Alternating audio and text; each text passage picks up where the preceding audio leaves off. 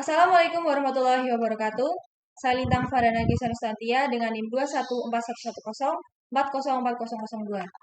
Di sini saya akan menjawab soal-soal UAS mata kuliah pengembangan kurikulum.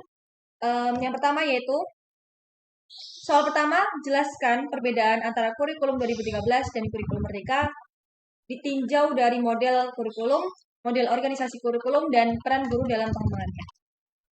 Baik, kurikulum 2013 dan kurikulum Merdeka tentu saja memiliki perbedaan ya. Apalagi tadi dalam model kurikulum, organisasi kurikulum, dan peran guru dalam pengembangannya. Nah, pertama ditinjau dari model kurikulum. Kurikulum 2013 ini menggunakan model kurikulum yang berbasis kompetensi. Nah, berbasis kompetensi itu yaitu menekankan pada pengembangan kompetensi peserta didik.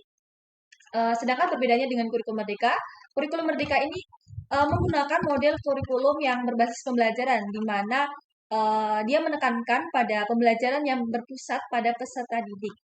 Kemudian ditinjau dari organisasi kurikulum. Kurikulum 2013 memiliki struktur kurikulum yang terdiri dari 3 tingkatan, yaitu kurikulum inti, kurikulum lokal, dan kurikulum sekolah. Nah, bedanya dengan struktur kurikulum Merdeka hanya memiliki dua tingkatan, yaitu kurikulum inti dan lokal saja. Nah, kemudian peran guru dalam pengembangannya. Jadi di kurikulum 2013 ini peran guru ditekankan sebagai fasilitator pembelajaran, yang mana guru ini hanya membantu peserta didik mencapai kompetensi yang diharapkan. Sedangkan kurikulum Merdeka menekankan pada peran guru sebagai pengembang kurikulum. Di sini guru itu berperan dalam merancang, mengembangkan, dan mengevaluasi kurikulum lokal. Seperti itu. Kemudian soal nomor 2 yaitu tentang marketplace. Ya. Apa yang Anda pahami dengan marketplace guru, dan jika kebijakan tersebut diterapkan, apa dampaknya bagi calon guru, dan yang Anda akan persiapkan terkait dengan pengembangan kurikulum di sekolah. Baik, marketplace guru ini sedang maraknya di isu-isu marketplace guru. Nah, marketplace guru itu sendiri yaitu platform pangkalan data yang berisi daftar-daftar guru di Indonesia yang mana layak atau bisa untuk mengajar, yang nantinya juga bisa diakses oleh tentunya seluruh sekolah di Indonesia.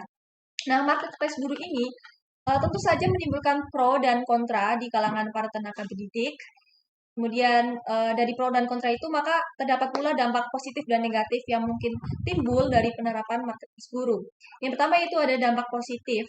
Tentu saja meningkatkan kesejahteraan guru.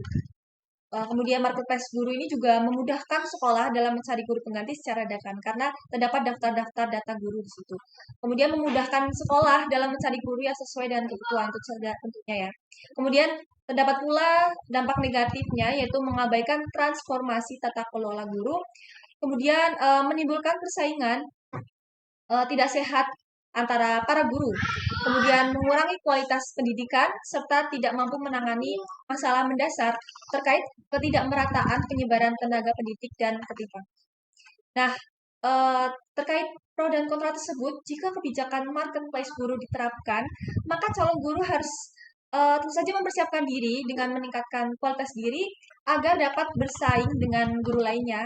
Kemudian selain itu, para guru juga harus memahami kebutuhan sekolah dan kebutuhan siswa untuk dapat memberikan pendidikan yang berkualitas. Terkait dengan pengembangan kurikulum di sekolah, pemerintah juga harus mempertimbangkan dampak-dampak yang mungkin timbul dari dan mencari solusi yang tepat untuk mengatasinya. Kemudian pemerintah juga harus melibatkan para pemangku kepentingan, terutama tentu saja para guru, dalam merumuskan dan mengimplementasikan marketplace guru agar dapat memberikan banyak lebih dampak positif bagi pendidikan di Indonesia. Kemudian pertanyaan yang ketiga yaitu jelaskan apa itu pertanyaan pemantik dan pemahaman bermakna. Kemudian buatlah masing-masing dua contoh dalam pembelajaran. Pertanyaan pemantik dan pertanyaan dan memantik dan pemahaman bermakna. Ini tentunya untuk fakultas tarbiyah itu sangat-sangat familiar ya, karena dalam pembuatan modul ajar terdapat pertanyaan pemantik dan pemahaman bermakna. Nah, pertanyaan pemantik itu sendiri yaitu pertanyaan-pertanyaan yang dirancang untuk memancing perhatian dan memotivasi siswa untuk belajar. Nah, pertanyaan pemantik ini biasanya diajukan di awal-awal pembelajaran ya, dan karena bertujuan untuk membangkitkan minat siswa terhadap topik yang akan dipelajari. Jadi untuk memancing. Nah, contoh pertanyaan pemancing itu dalam pembelajaran bahasa Inggris pertama ya. Yaitu yang pertama bisa apa yang membuat bahasa Inggris menjadi bahasa internasional yang penting. Kemudian bagaimana belajar bahasa Inggris dapat membantu Anda dalam karir Anda di masa depan. Kemudian pemahaman bermakna.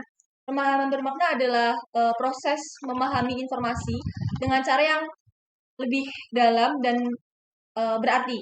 Jadi pemahaman bermakna ini melibatkan koneksi antara informasi baru dengan pengetahuan yang sudah dimiliki dan memungkinkan siswa untuk mengaplikasikan pengetahuan mereka dalam situasi yang berbeda. Kemudian contoh pemahaman bermakna ya, terutama dalam pembelajaran bahasa Inggris, yaitu pertama bisa dapat dengan membuat koneksi antara kosakata baru dengan pengalaman pribadi atau pengetahuan yang sudah dimiliki. Kemudian juga dapat menggunakan bahasa Inggris dalam situasi nyata seperti berbicara dengan penutur asli atau menulis surat bisnis. Nah, ini untuk memperdalam pemahaman tentang bahasa Inggris seperti itu.